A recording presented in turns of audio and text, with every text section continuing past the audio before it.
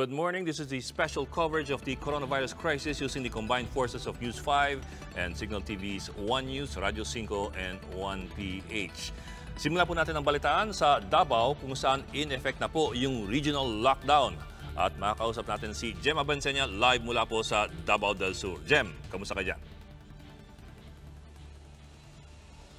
Bok, ito nga ang unang araw ng implementasyon ng region-wide lockdown ng Davao Region. At dito nga sa aking likod ay makikita mo na sarado na yung entry point dito sa Bansalan. Ito yung boundary ng Davao del Sur at ng North Cotabato. Although yung exit point ay bukas, isa-isa naman itong chinecheck ng otoridad dahil nga kung walang valid reason at official business ng paglabas ng Davao Region ay hinaharang pa ito dahil parte nga ito ng community quarantine guidelines ng Davao Region. Kanina rin, Bok, ay meron tayong mga naabutan na mga motorista dito sa boundary ng Davao del Sur at North Cotabato na hindi sila pinapasok dahil ang ilan sa kanila ay magtatrabaho sana dito sa Davao del Sur from North Cotabato. Yung ilan naman ay may mga ide-deliver lang pero talagang hindi sila pinayagan dahil stricto ang implementasyon nitong lockdown. Pero merong ilang mga pinalusot, ito yung mga medical staff at yung mga cargo vehicles, pero sa cargo vehicles, kailangan nilang mag-present ng proper documents and yung driver lang yung allowed na makapasok. So, ibig sabihin, kung merong assistant or helper, maiiwan yan dito sa checkpoint sa Bansalan, Davao del Sur. Bok? Okay. Bok, i-review lang natin yung parameters ng lockdown para dun sa mga hindi nakapanood kahapon at hindi pa pamilyar kung ano yung mga patakaran dyan sa lockdown yan. So, ang mga maaari lamang pumasok dun sa Davao Region ay kargamento na kailangan at pwede lamang ang driver ang kasakay, hindi na pwede yung pahinante. Ganun ba? Yes, Bok. And yung mga medical staff, maging yung mga personay ng police, ng AFP and ng BFP, yon sila pwede silang makapasok. Pero Bok, kahit yung mga taga Davao Region mismo, kahit taga dito sila, residente sila dito, kahit nakalagay yon sa identification cards, ay hindi pa rin sila papayagan dahil nga binigyan na sila ng 24 hours na warning ng mga opisyal ng Davao LGU na talagang tungtong ng 12:01 kanina ng nitong araw, March 19, ay talagang hindi na sila papayagang makapasok. At kung lalabas man sila, hindi na rin sila ulit makakapasok sa loob yan, Bok, ng 14 days. Jem, sorry, 14 days bali, yung pag makalabas ka, 14 days ka hindi makapasok or 1 month? I thought kasi previously it was 1 whole month na Abril na sila makabalik. 14 days, Bok. Okay. 14 days, Bok. So that is malilift itong region-wide lockdown ng Davao Region sa April 1 ng 11:59 ng gabi. So that is almost April 2 na, Bok. Bok, again, yung exemptions, ano ulit mga exemptions pagdating dun sa mga papasok ng Davao Region? Of course, yung emergency services, peace and order personnel, health personnel, and cargo. Maliban dun, sino pa ang exempted kung meron pa? Merong ilan na, Bok, katulad nating mga media practitioners na hinayang makapasok, maging yung mga personahe ng mga telecommunication companies, Bok, yon ay kino-consider yon. Pero depende pa rin, Bok, kailangan talaga nilang mag-present ng proof or identification cards na sila ay empleyado ng isang telecommunication company or ng media outlet para nga mapayagang makapasok dito sa entry points ng Davao Region. Okay. And Jem, also to review, kasi you're talking about a region which is composed of several cities, at least several cities and towns. So may iba-ibang patakaran yung mga pagdating doon sa, for example, curfew, travel between towns and cities and all that. Ano yung mga particular nila? Yes, Bok, katulad nga sa Tagum City, meron silang sariling guidelines doon. Meron na silang curfew na ipinapatupad, maging ang Davao de Oro at ang Davao Occidental ay may kanya-kanya din silang mga guidelines sa parte nga ng kanilang community quarantine. Pero dahil nga merong binuo na itong Davao Region COVID-19 Task Force, sinisiguro ng mga opisyal ng Davao Region na synchronize yung kanilang mga guidelines. And by the way, yung mga bago kasi itong region-wide lockdown, kasi merong mga localized lockdown itong mga iba't ibang city at municipality dito sa Davao Region. Na-lift na rin yan kanina, pero again, Bok, hindi pa rin maluwag ang mga checkpoints. Stricto pa rin sila dahil kung wala kang official business at wala kang valid reason, ay hindi ka pa rin pwedeng bumiyahe. Ibig sabihin, kung from Davao City ka at pupunta ka ng Tagum City para lang mamasyal, hindi ito papayagan na makalusot sa mga checkpoints. Bok? Okay. Jem, huling hirit na lang, kamusta yung liquor ban dyan kagabi? Come again, Bok? Kamusta yung liquor ban kagabi? Magmula alas 8 ata ang liquor ban o alas 5? Bok, today. Today? Today, okay, sige. Today, March 19, Bok, ng alas 5 ng hapon, effective yung liquor ban, Bok, dito sa Davao City. And by the way, Bok, itong Island Garden City of Cignal, ito known to na tourist spot dito sa Davao Region. Kahit sa mga local tourist, Bok, sarado na ang Island Garden City of Cignal. So, ibig sabihin, ang maaari lamang makapasok sa Island Garden City of Cignal ay ang mga residente at ang mga business owners lamang ng Cignal Island. Bok? Okay. Well, Jem, makikibalita kami sa iyo ulit mamaya kung meron kang updates. Maraming salamat, Jem Abansenya, reporting live from the Davao region. Maraming salamat, Jem. At makibalita po ulit tayo sa Quezon City kung saan sinasabi ng lokal na pamahalaan na gagamitin po nila ang isang hotel sa lungsod bilang quarantine facility para sa mga hinihinalang kaso ng COVID-19 sa bansa. At para po magbigay ng karagdagang impormasyon dyan, makakausap po natin mismo sa linya ng telepono si Quezon City Mayor Joy Belmonte. Good morning, Mayor Joy. Mayor Joy Belmonte, good morning po.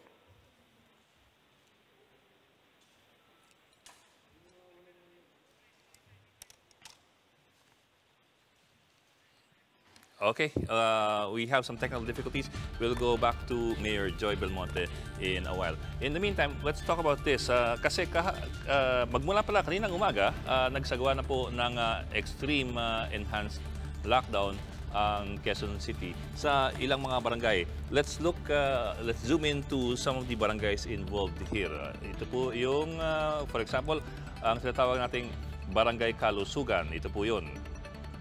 Ito pong naka-outline sa pula yung Barangay Kalusugan sa Quezon City. Ito pong Barangay Kalusugan kasi, ito yung nakakasakop doon sa St. Luke's Medical Center at doon sa De Los Santos Medical Center. Let's zoom in a bit. Ito po. Yung kulay green po, yung E. Rodriguez, ito po yung St. Luke's dyan lamang sa itaas. Ito naman po yung De Los Santos Medical Center. Balikan natin. Ngayon po, yung Barangay Kalusugan is one of at least 2 barangays that have been placed under, at least portions of it have been placed under extreme lockdown by the Quezon City government. Dahil po, ito po yung isa sa 2 barangay kung saan merong 3 kumpirmadong kaso ng COVID-19. So, ayun po. Ito pong Barangay Kalusugan has a population of 1,745 people as of 2015. That's 0.06 of the population of Quezon City. We now have again on the line Mayor Joy Belmonte. Mayor Joy, maraming salamat po for joining us. Maraming salamat, Ed, and good morning po. Good morning po. Opo. Ma'am, kahapon po ata nag-announce kayo na meron po kayong isang hotel na nahanap na papayag magpa-quarantine facility sa mga hinihinalang kaso ng COVID-19. Have we been able to identify that hotel po and planchado po lahat? I'm not at the liberty lang to mention the name of the hotel for confidentiality purposes. But today, we will be opening that particular facility already this afternoon. Okay. Ma'am, these are for confirmed or for persons who are under investigation or persons under monitoring? Well, it's basically for persons under investigation who are using up hospital space, no? And we would like to move them to this facility so that hospital spaces can be reserved for more serious patients, especially those who are already positive. No? Yes, however, the facility is also available to those who are positive but with very mild symptoms. So the purpose, of course, is to decongest our hospitals, which at the moment are fully stretched. Yes, ma'am. It's actually good that you were able to find a hotel that's willing to do this because you alam mo naman po yung mga tao, medyo minsan may pagkapraning. Alam ko po, actually, we talked to so many hotels, to be honest, and then this is one of those that agreed. There's another one that agreed. However, we wanted to try with the pilot first to make sure that everything went smoothly before we enter into an agreement with the second one.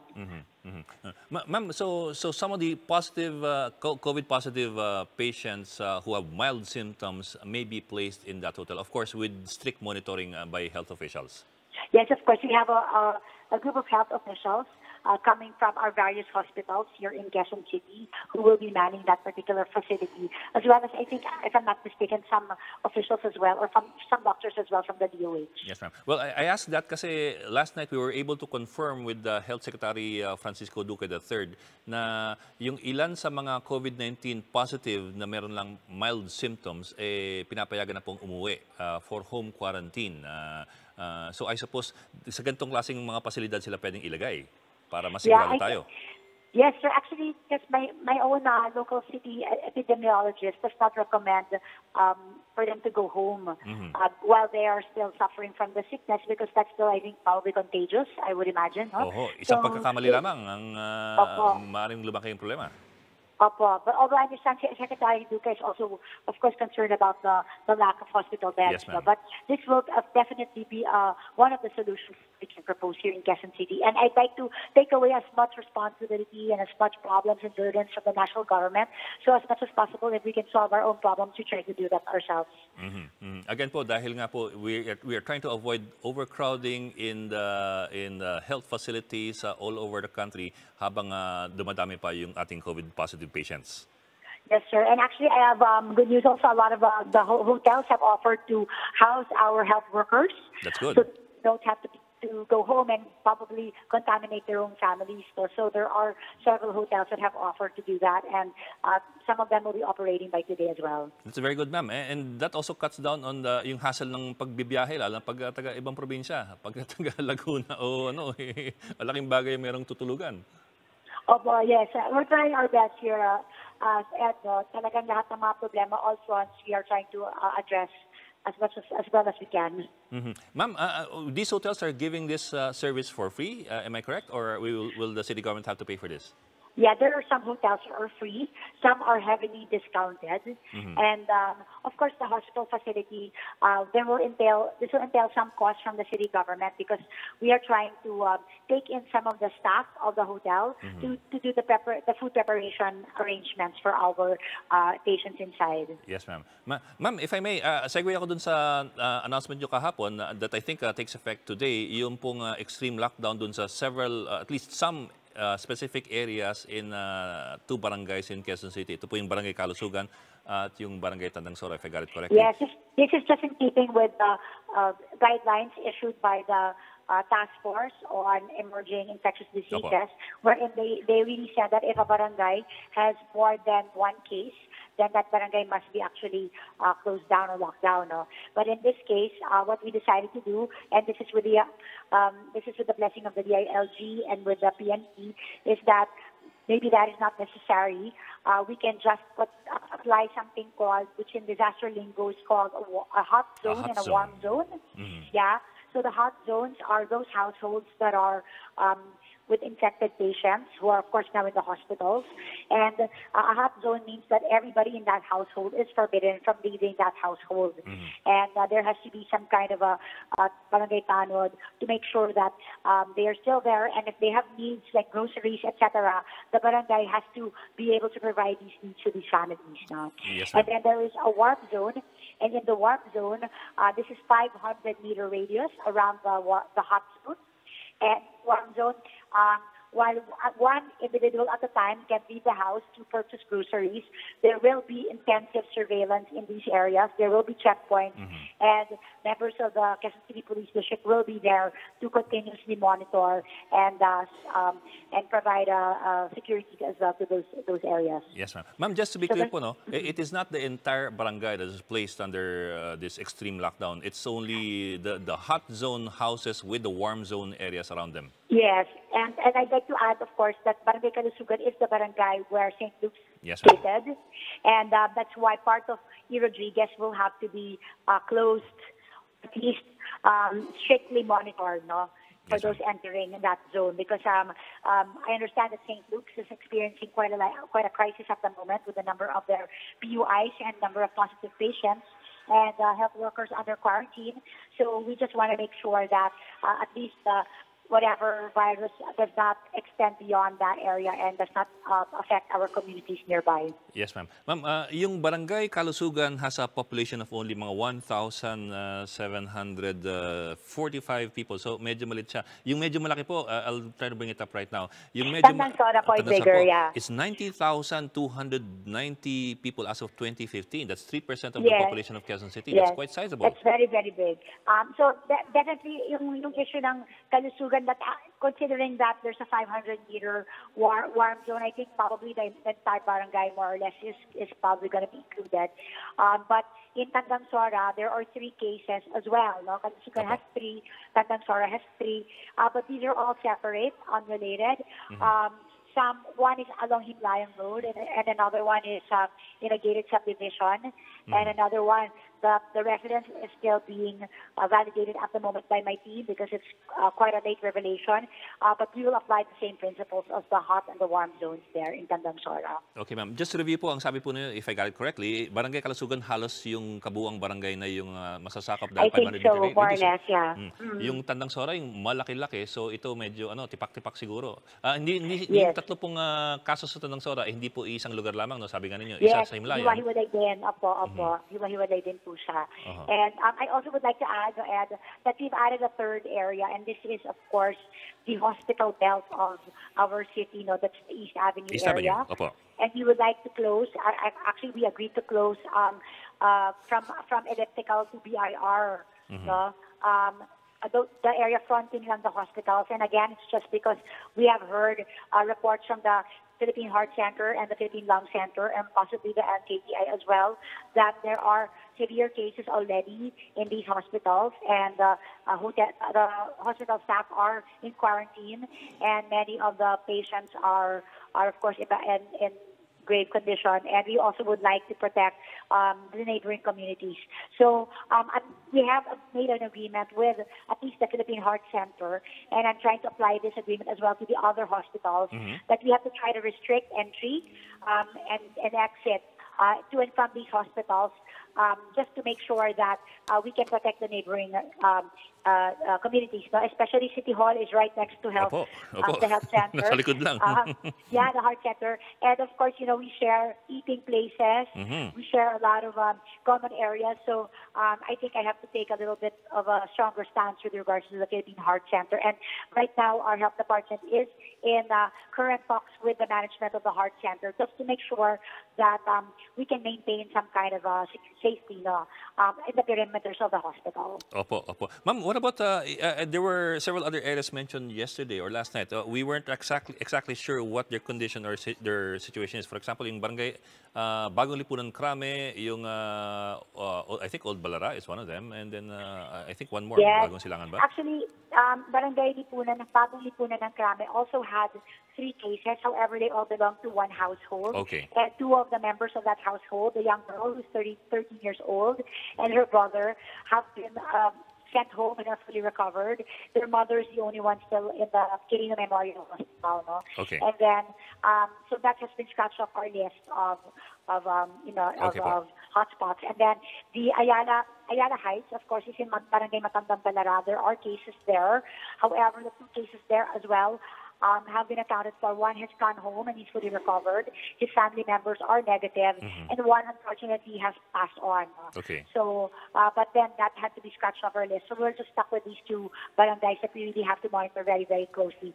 Now we have something also that's called the heightened enhanced community quarantine, and this is something that we also came up with yesterday because I'm very concerned about the barangays that have 1 case each.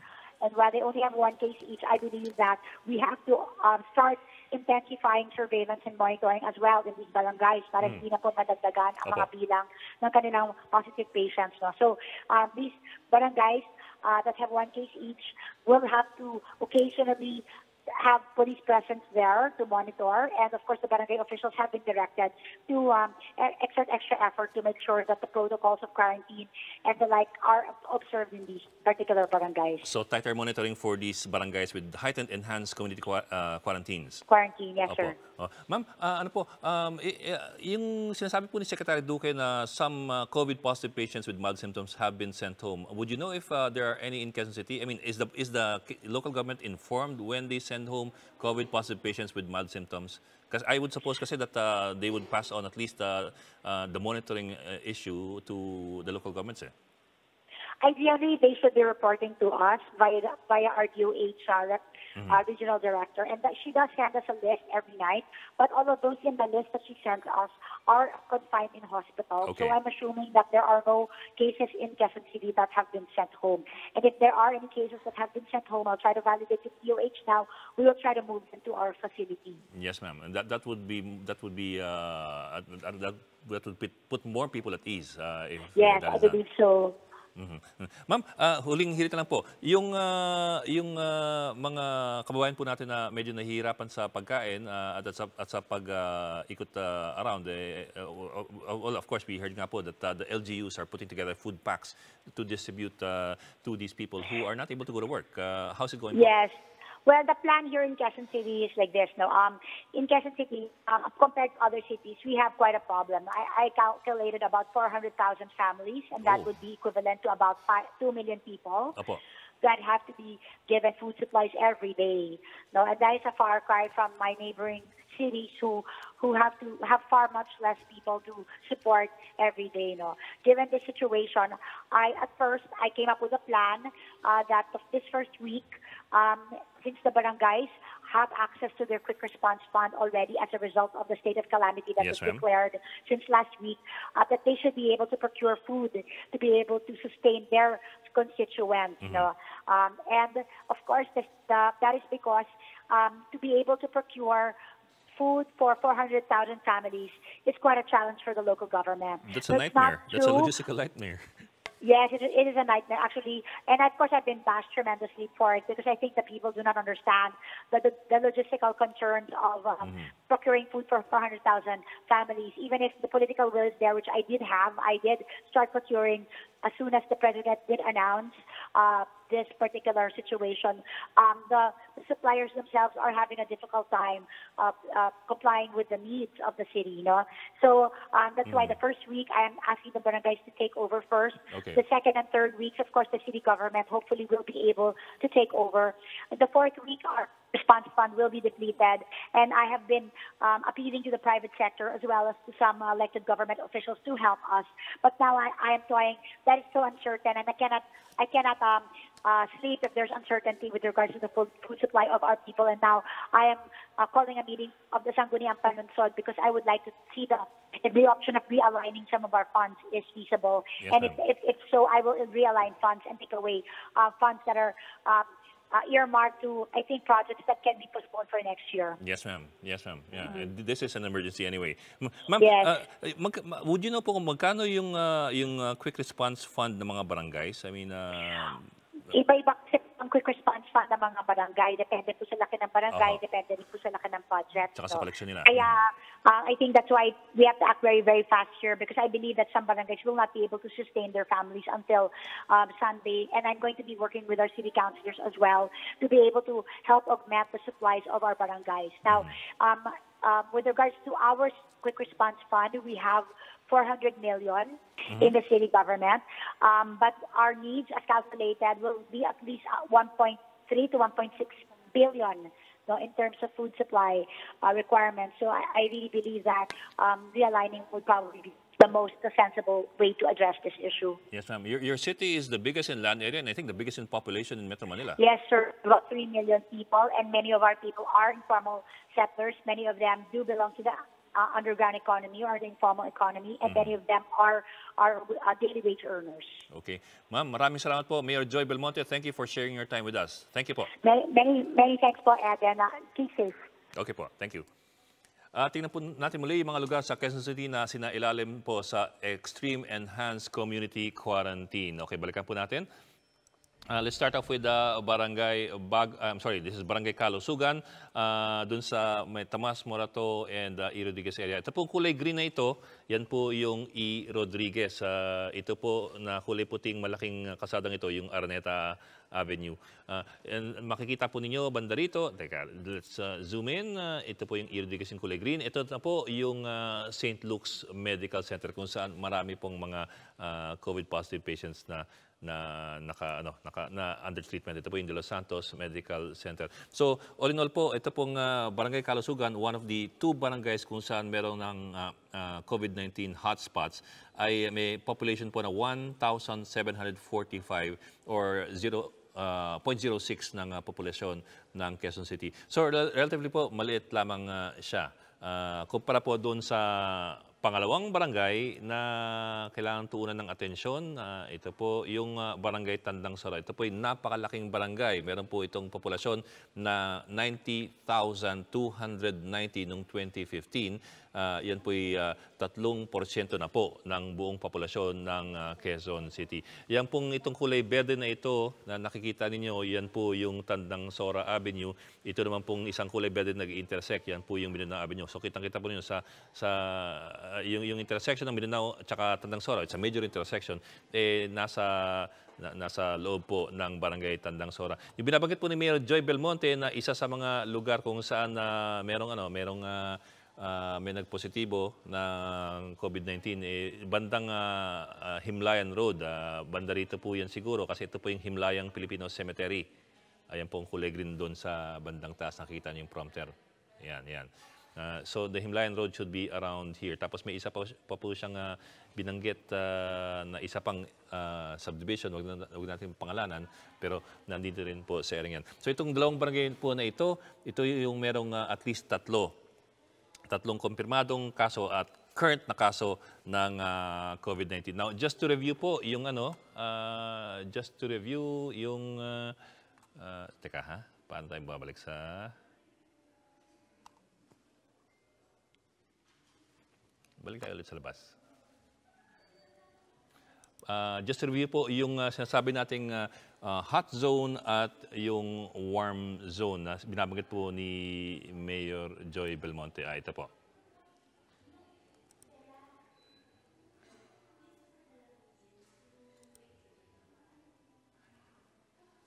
Sige. While it's loading, let me explain a few more things. Ang sinasabi po ni Mayor Joy Belmonte, yung ibang barangay na nabanggit po kahapon doon sa briefing ng Quezon City MDRRMC at ni Mayor Belmonte kagabi ay yung barangay Bagong Lipunan Krame at yung barangay Matanda o Old Balara. Ito pong dalawang barangay na ito, bagamat nabanggit sila kagabi, ay hindi na po nakalagay sa extreme lockdown at hindi na po sila hot zone dahil sila po ay nabawasan na ng COVID-19 positive na mga pasyente. Okay, here we go. Okay, here we go. Konti pong paliwanag lamang doon sa extreme lockdown ng Quezon City. In Quezon City po kasi has 29 confirmed cases as of yesterday. That's 14% of the national total. It stands at 202. It stood at 202 last night. I'm not so certain right now. Yeah, it still stands at 202. And around 25% of the total of the national capital region. So it's a substantial portion po of the COVID positive patients. Ngayon po, yung mga bahay kung saan nanggaling yung mga COVID-19 patients sa Quezon City, ito na po yung tinalagang hot zone. Yung bahay mismo po ay tinatawag na ngayong hot zone. Ano po ibig sabihin nito? Ang hot zone po ay bahay ng kumpirmadong kaso ng COVID-19. So, hindi na po pwedeng lumabas for any reason barring major emergency. Hindi na pwedeng lumabas yung mga tao sa loob at wala pong pwedeng pumasok din sa loob mula doon sa labas. So no outside activity, no entry, no exit allowed. Yung mga pangangailangan po nila, mga pagkain, mga gamot and all that, kailangan na lang pong i-deliver sa kanila, iiwan sa kanilang doorstep at sila pong magpipick up. So kahit yung mga magde-deliver ng pagkain, and ito po regulated, hindi po makakapasok sa loob at wala pong contact sila dapat. So yan po, mahigpit na po dyan sa mga hot zones na yan doon sa dalawang barangay. In the case of Barangay Tandang Sora, 3 po yung hot zones dyan. 30 bahay ang talaga naka-severe or extreme lockdown. Ngayon po, sa labas po ng hot zone, ito po yung hot zone, yung bahay na yan, nasa gitna, 500 meters from that hot zone house, ang tinatawag na ngayong warm zone. Ito po yung second layer ng extreme quarantine. Ang ibig po sabihin ng 500-meter warm zone ay ganito po. Okay, ang warm zone, 500 meters around the hot zone house. Diyan po sa 500 meters na yan, meron po mga checkpoints na nakapaligid at hindi po basta-basta pwedeng lumabas-masok. Kung may lalabas-masok, ito po control dahil ng mga checkpoints. Kailangan i-check yung mga ID, ang temperatura at yung simptoma. At maaari lang lumabas tigi-isa sa bawat bahay para lang kumuha ng mga pangangailangan. Anyway, break muna po tayo. We'll go to Shaila Francisco for a live ngayon from Pasig City. Minamonitor po ni Shaila kung na-enforce na ng maayos yung social distancing sa mga establishmento doon sa syudad. Shaila, mahigpit ba yung social distancing dyan? Ed, stricto na nga yung social distancing na ipinapatupad doon sa supermarket. Halimbawa doon sa supermarket sa Pasig na pinuntahan natin, pinapanatili yung isang metro kada customer. Bago makapasok, mahigpit din, tinitingnan muna yung temperatura at nagsispray ng alcohol. 20 na customers lang yung pwede makapasok sa loob ng supermarket na pinuntahan natin. At may mga markers din sa mga cashier para sa pagbabayad. Bukod dyan, yung mga ATM na pinuntahan natin, mahaba na rin yung pila at oras-oras nagpapaalala yung gwardiya ng social distancing. Pero ayon sa mga gwardiya at mga nakausap natin sa pila, medyo mahirap ipatupad ito kasi tulad dito kung nasaan ako ngayon, mahaba na yung pila kasi limitado lang yung mga ATM at bangko na available. Ang average waiting time daw nasa 1 hanggang 1.5 oras. Pero kung dito mahirap na ipanatili yung social distancing, mas lalo dun sa palengkeng pinuntahan natin. Ayon sa mga tinderang nakausap natin, dahil daw yan kasi hindi tulad ng supermarkets at ATMs, maraming retailers tsaka maraming bayaran. Kaya yung mga customer, sila na mismo yung dumidiskarte para iwas sakit. Nagdadala sila ng mask, may mga alcohol din at umiiwas humawak sa mga bagay-bagay. Pero kahit ganong kahirap ang social distancing sa palengke, may mga nakita tayong mga stalls na nagpapatupad ng social distancing. May limit na 2 per customer at may mga paalala din. Ed? Shaila, asan ka exactly? Itong may mahabang pila, ito ATM ba? At saan ito banda? Oo, sa ATM to sa Pasig. Yung ATM kasi nasa loob ng bangko, kaya may mga guards na nakabantay dun sa loob. No? Simula kahapon, nadaanan na natin to, ganitong kahaba na rin yung pila. Kaya yun nga, isa-isa at hanggang 1.5 oras daw yung waiting time. Yung oras para mag-ATM, talagang mahaba ang pila. Gano'ng haba ang pila natin? Simula doon sa pinakadulo, kung nakikita nyo yung umbrella, hanggang dito, no, ang sinasabi sa atin kasi, yun nga, diba, nag-abiso na yung ibang mga bangko na limitado lang yung mga banking hours nila, limitado rin yung mga bangko na open, pati yung mga ATM, malalayo yung distansya. So, kung pupunta pa sila sa ibang ATM, mas malayong lalakarin nila, especially ngayon na walang public transport, Ed. Okay, yeah, I'm just surprised na 1.5 oras yung pag-ATM when it should take any person 20 to 30 seconds to withdraw a month from an ATM. So ganun karami talaga yung tao at ganun kahaba yung pila at ganun sila katagal. Meron bang limit doon sa sa magkano pwedeng i-withdraw? Maliban doon sa mga nakaset na dati pa na 10,000 o 20,000 per day.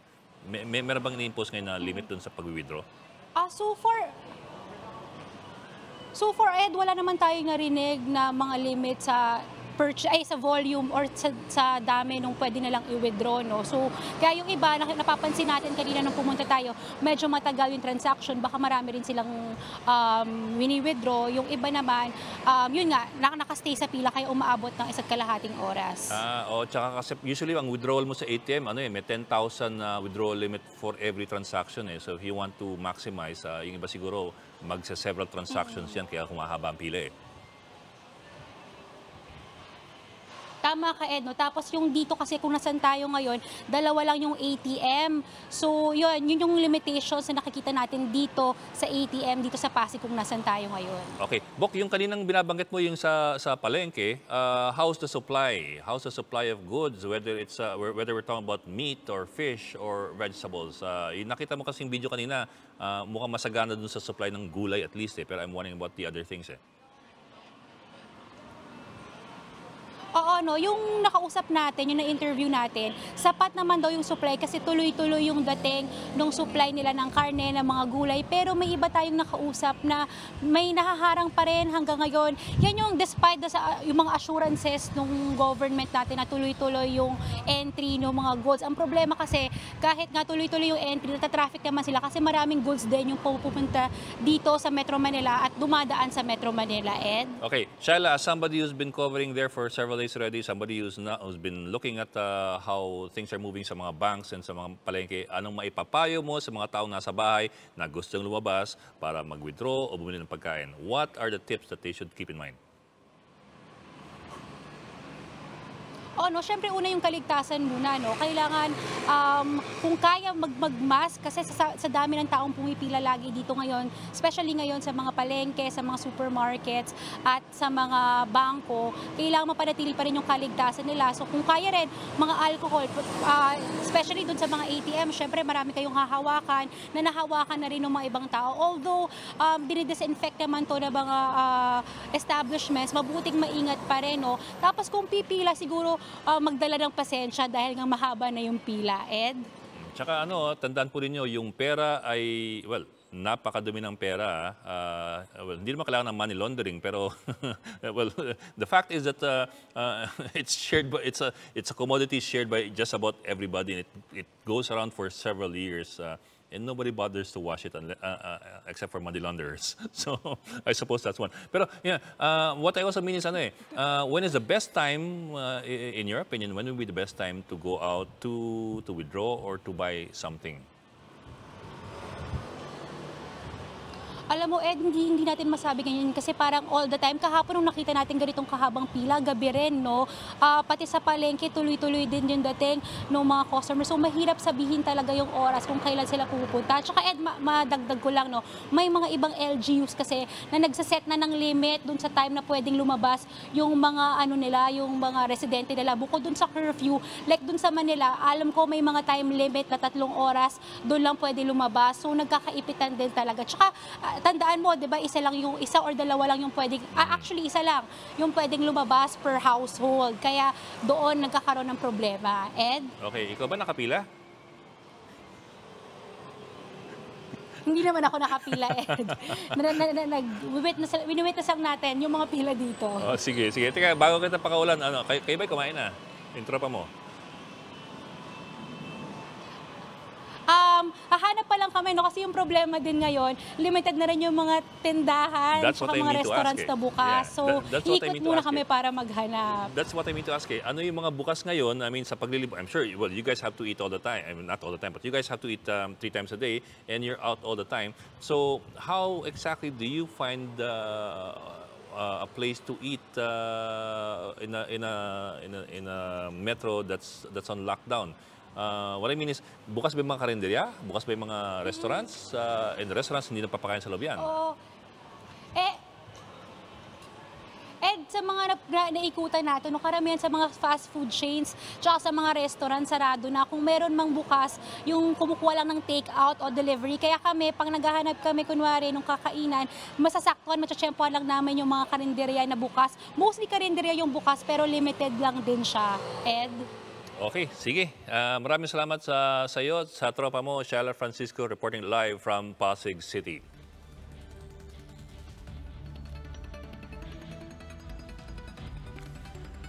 And the health department confirms that one senior official tested positive for the coronavirus. The DOH did not provide any detail on the patient, but it assured the public that offices within the agency's compound have been disinfected. It has also informed personnel who were in close contact with the official. But it clarifies that as long as you are at least 2 meters away from an infected person, you are not considered a close contact. Following the department's guidelines, you are in close contact if you interacted with the case, you were in close proximity with the infected person in the same house, hold office, or unit. You're also considered a close contact if you took care of the patient. At pag-usapan naman natin po yung nakatakdang benepisyo para sa mga senior citizens sa panahon ng COVID-19 pandemic.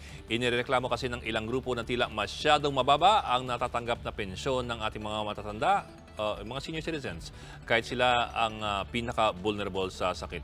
Para po mapag-usapan yan, makakausap natin si News 5 correspondent Mian Los Baños. Magandang tanghali, Mian Los Baños. Hindi ka naman kasama sa senior citizens, ha?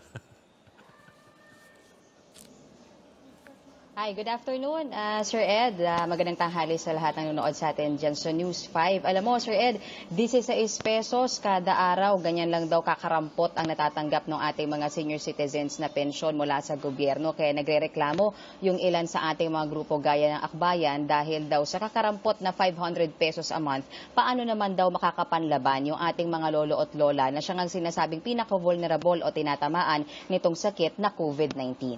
Okay. Bukod sa kulang na benepisyo mula sa gobyerno, dagdag pa ni Eta Rosales na chairperson emeritus ng Akbayan, may mahigit 3 milyong senior citizens sa bansa ang hindi nakakatanggap ng pensyon mula sa gobyerno. Kaya naiiwan silang walang kalaban-laban sa pandemic na pumaparalisa ngayon sa ating bansa. Gate pa ni Rosales, namamatay ang mga senior citizens sa tinatamaan ng COVID-19 na tila wala man lang sapat na suporta mula sa gobyerno kaya hindi sila makapaghanda ng maayos. Na napatay sa COVID-19 ay ang mga senior citizens ha. Para naman sa ilang mababatas, gaya ni Senate President Tito Soto, dapat lang nataasan ang pensyon at ayuda sa mga senior citizens.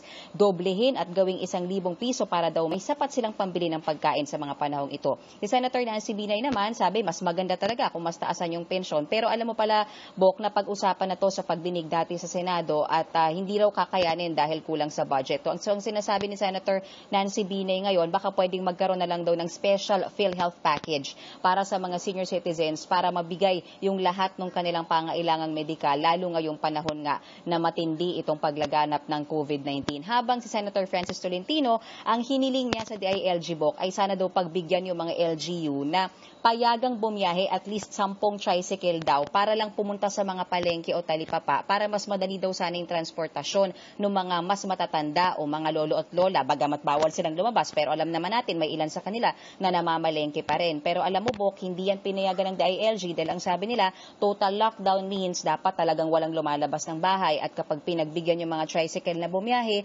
magkakaroon lang daw ng pagkakataon na mas makalabas o itong ating mga kababayan, madidefeat din daw yung purpose ng lockdown. Bok? Bok, teka, nabanggit mo, 500 pesos every month? Ganun ba ang nakuha nila? Or 16 pesos per day? Yes. For 3 million, 3 million na yes, ganun lang ang pensyon. Ganun. Bok, even if you give them... 3 million yung hindi nakakatanggap actually. Yun ang pa hindi yung nakakatanggap. Yung hindi nakakatanggap yung 3 million. So it's actually a bigger population pa.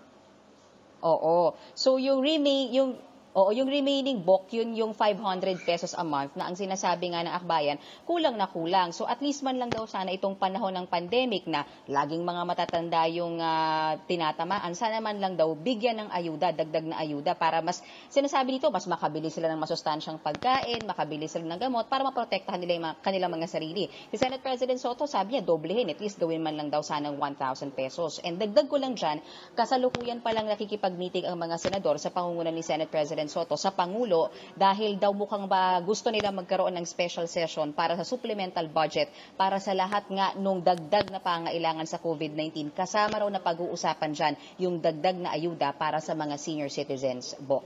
Bok, what does it take to increase the pension for senior citizens? It takes an act of Congress, diba? It takes a law because you're talking about appropriations.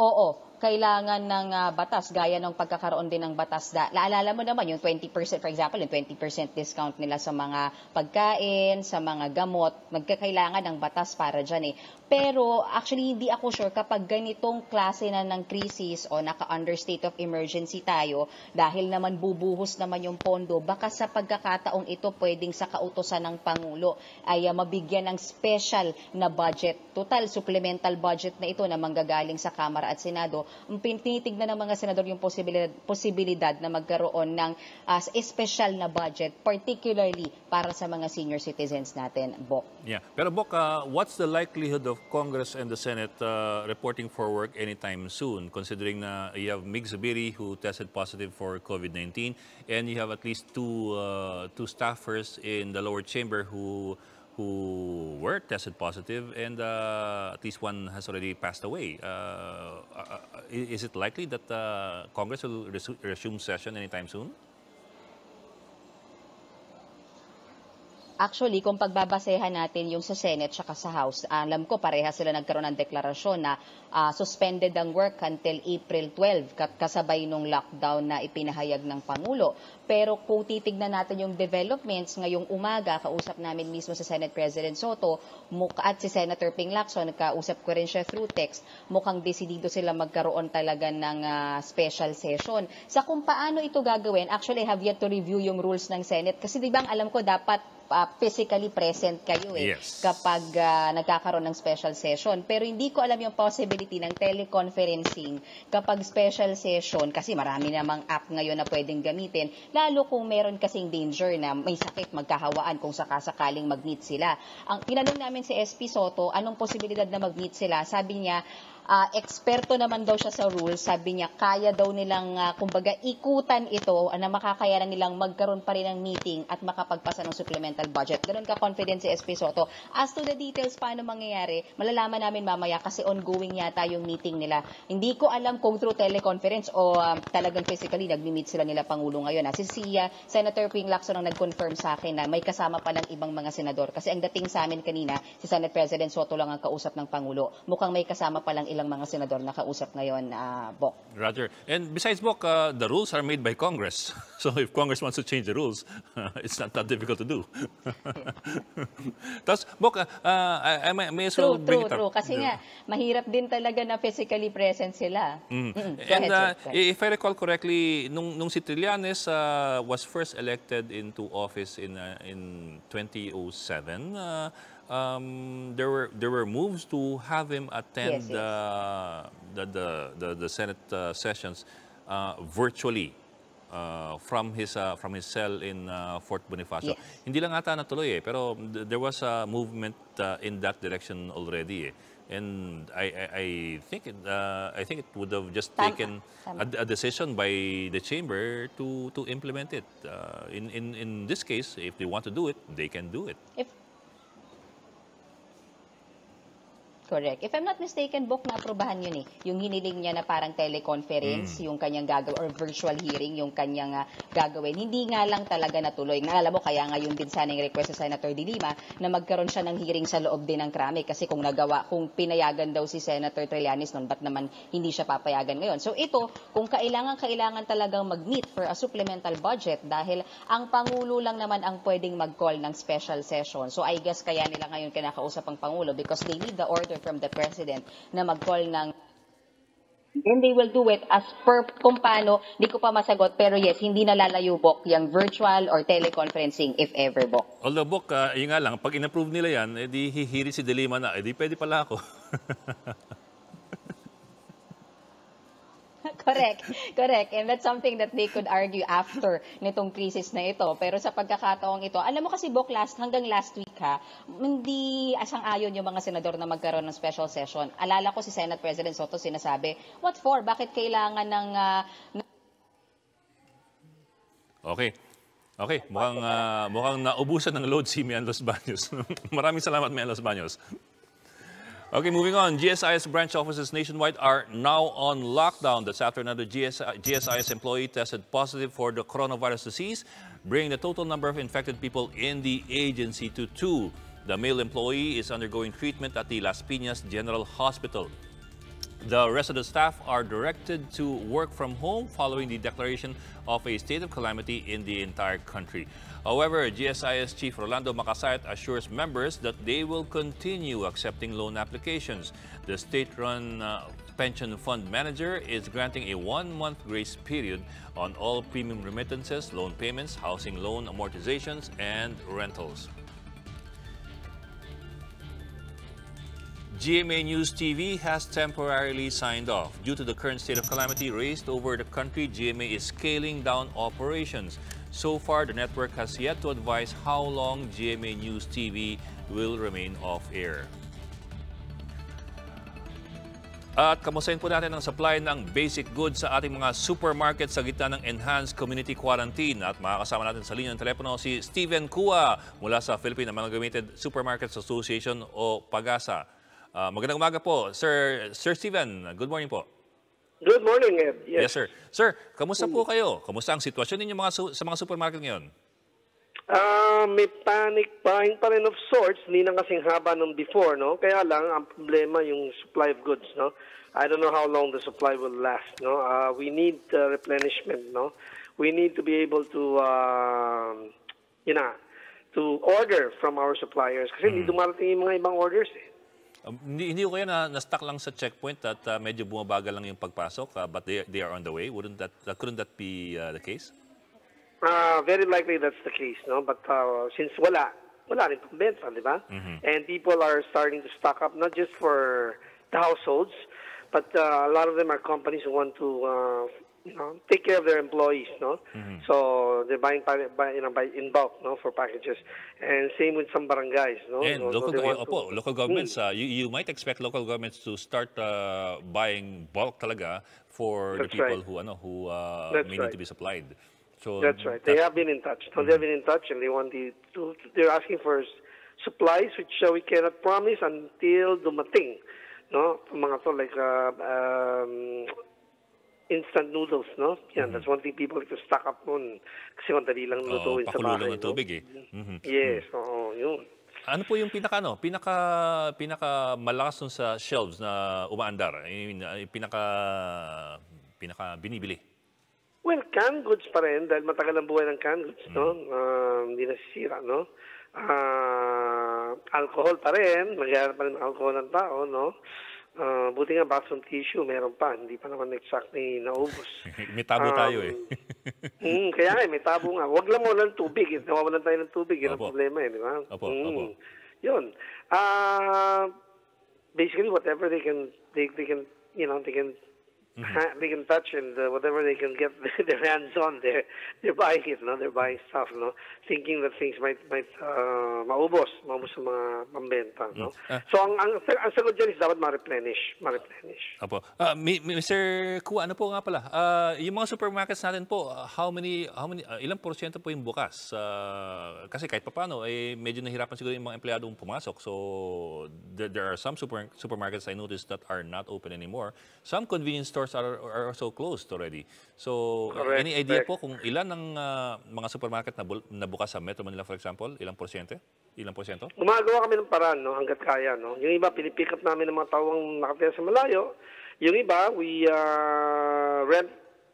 rent quarters for them near the store, no, temporarily. So that they can bring 1 week's supply of clothes, no, so that they can go to work. Kasi, yun na, mga malalayo, di makapasok, nakaharang, eh. So, how can we service the people kung walang tao, di ba? So, ang ginawa namin, we've been picking them up and putting them in quarters nearby, near stores. But do you have any idea po kung ilang porsyento ng mga supermarket natin ang nanatiling bukas? And for example, for how long pa will they be able to sustain it? I think majority are still open. As to how long we can take this, no? Na kung kulang ang tao tsaka walang supply. That's a different story, no? It really depends on how the manufacturers can get their act together and continuously supply supermarkets. Kasi there's no point nga if you have people but no supply. Or kabaliktaran. No? Ano po, let's zoom into your supply naman. As far as your supplies are concerned with the current rate of purchases, do you have any estimate how long we're good for? Sir, if we consider the current rate of purchase vis-a-vis the current rate of restocking by manufacturers, I'd say around 3 days, mga ganun na lang. Kung hindi ma-replenish, kailangan ma-replenish. Kung hindi ma-replenish. Now, there are some stores kasi, hindi lang retailer, wholesaler din. Yung mga yun, nakapag-stock up ng konti. Pero purely retailer ka, konti lang talaga in order mo, di ba? Pero kung wholesaler retailer ka, medyo mas marami ng konti ang na-stock up mo. Sir, just to qualify that, 3 days na lang yung stock kung hindi ma-replenish. But you are being replenished, I suppose, although not as fast as you would want. Would that be correct? There are only very few manufacturers or distributors, suppliers who have replenished so far. Konti lang. Well, mabilis yung mga tinapay, mabilis yung mga but the rest,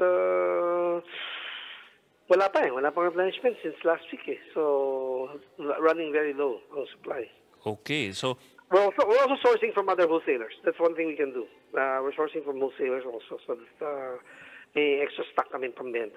Okay, so if you have any message that you want to deliver to government, to the national government and to the local governments in charge of, for example, the checkpoints, what would it be? Well, we sort of expected this, na supplies will run low because, medyo botched up yung who can pass and who can't, Sana nga, they have a more efficient way of allowing these people who are supplying food, and basic necessities, to get through so that the people can buy the stuff they need. Kasi otherwise, I'm afraid if we run out of goods and there's nothing to buy, and because there's not enough in the market, it doesn't augur well for us, for all of us. Because matagal pa isang buwan Oh, matagal pa ho. We're only in day 3. First week pa lang tayo di ba? Well, sir, we're only halfway through the week. That's right. That's why, they have to fix this. They have to fix this. So importante po sa inyong pananaw, importante yung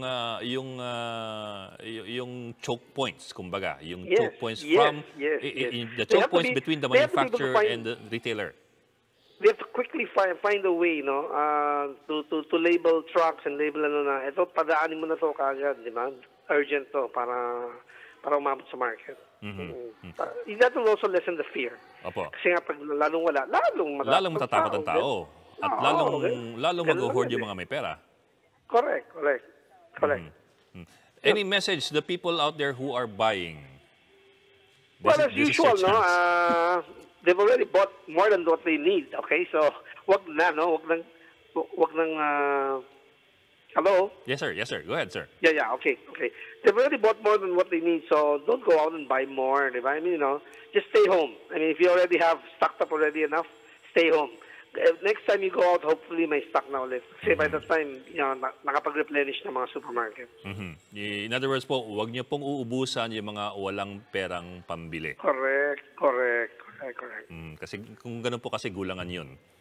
Yep. Okay. Nakasimple nga Opo. Well, Mr. Stephen Kua, hopefully, we get this fixed. We'll try to escalate, not really escalate, to bring the problem up to higher authorities so that we can smoothen out the kinks dun sa mga choke points.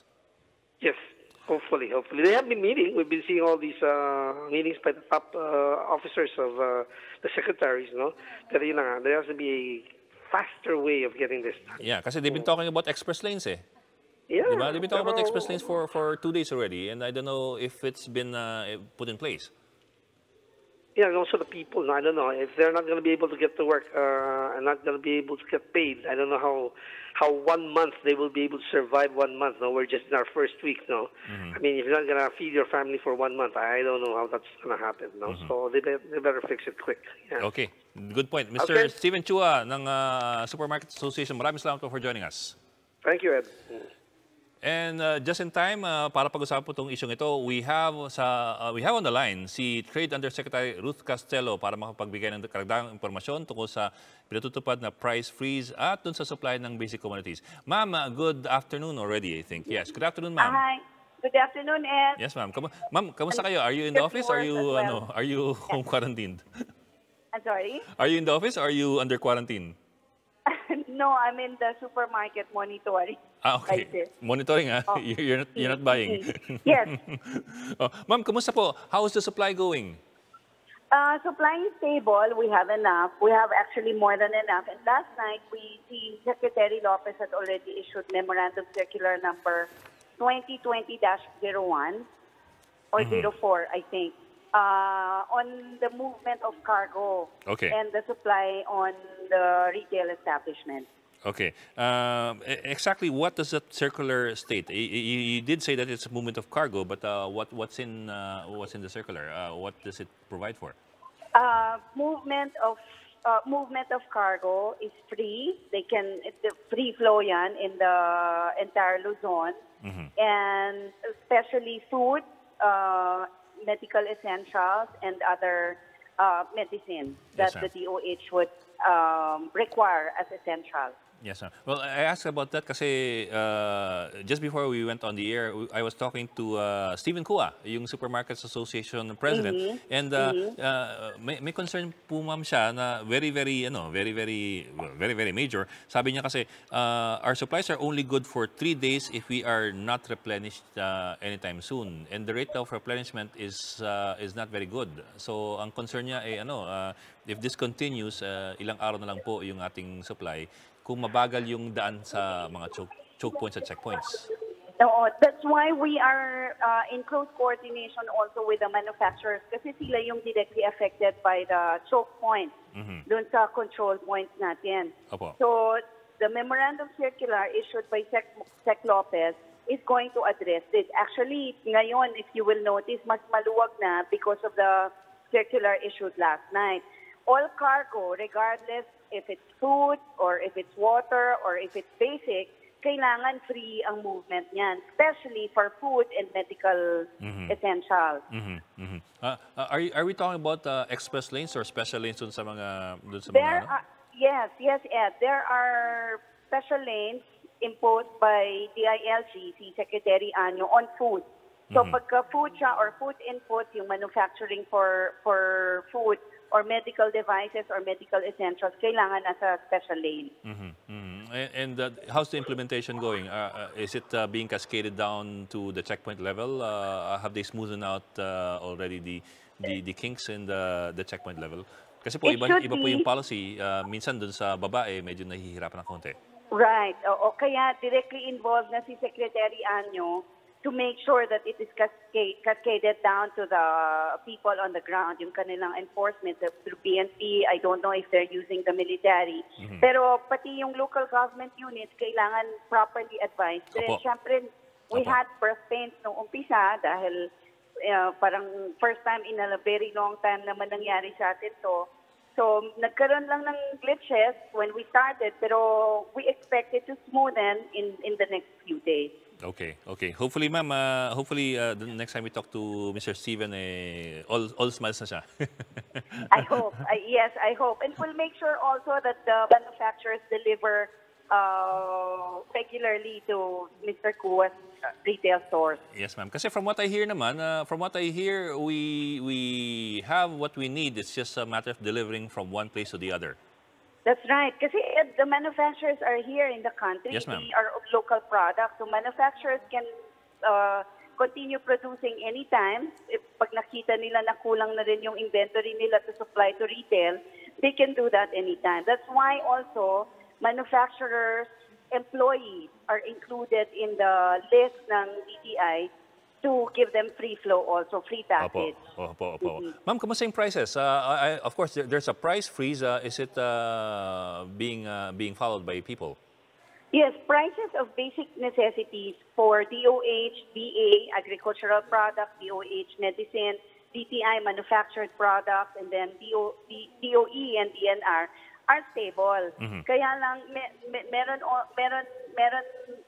there was a joint memorandum circular issued also last night by DOH, DTI, and DA on the price freeze. Yung price freeze natin, we're right now on a price freeze. Sa lahat ng basic necessities, hindi pwedeng gumalaw ang presyo during the 60-day period. Yes, ma'am. But if you notice, the declaration of the President on the state of calamity is good for 6 months.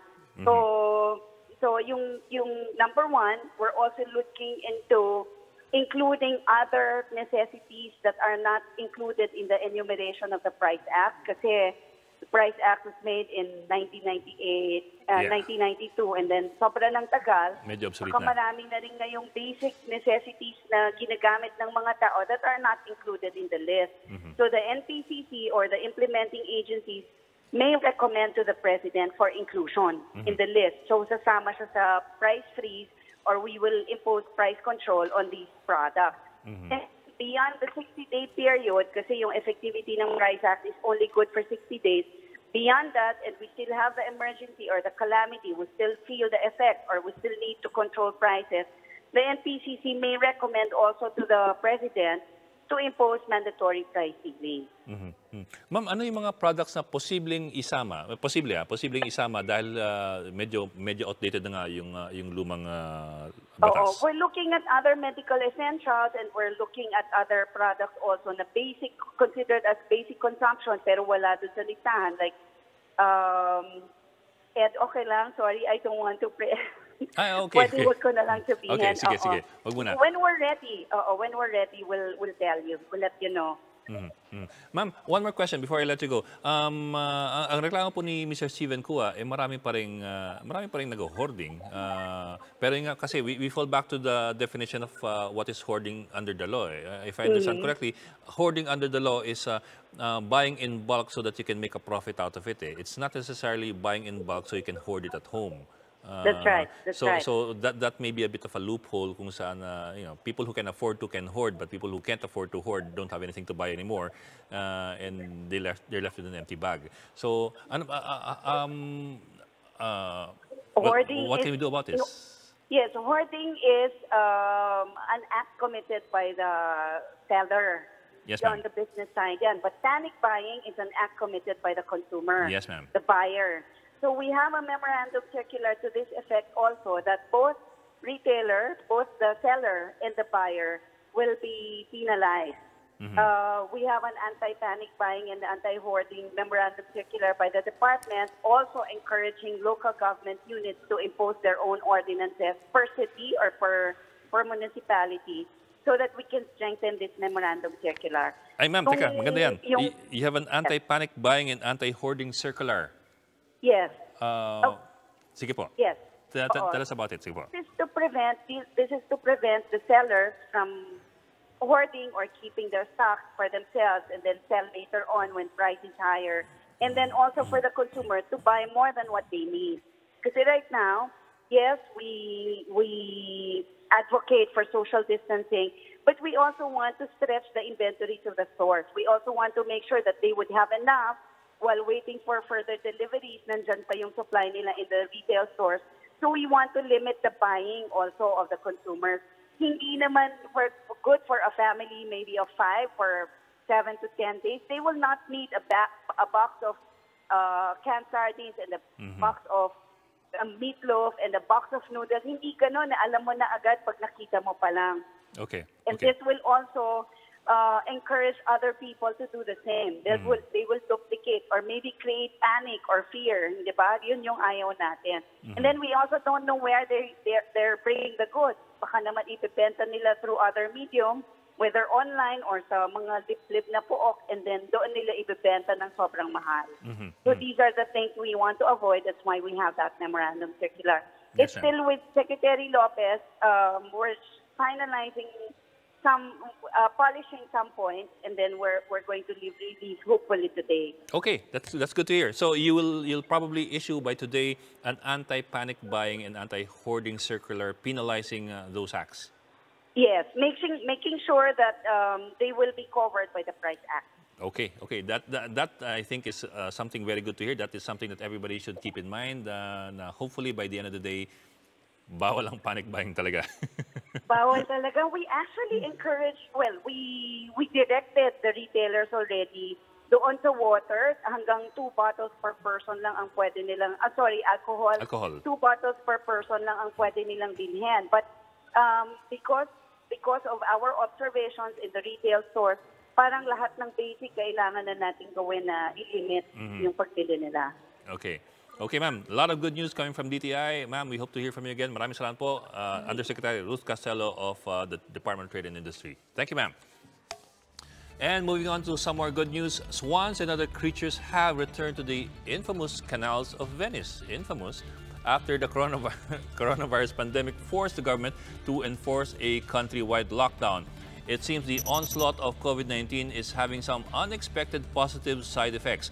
The Venice canals, usually bogged down with tourists in gondolas and motorboats, are now crystal clear as foreign visitors stay out and the Italians stay home. Silence and clean air replaced the usual loud noise of tourists overcrowding and polluting the lagoon city. And as a result, schools of silver fish and a couple of swans have been spotted enjoying the clear waters. Elder residents say they have not seen the canal waters this clean in 60 years. And for the first time since China recorded the novel coronavirus inspections in January, the Middle Kingdom says it has not registered any new domestic cases. But the Asian superpower tallied 34 new cases that were brought in from abroad. The Chinese National Health Commission says it is the highest daily increase in 2 weeks.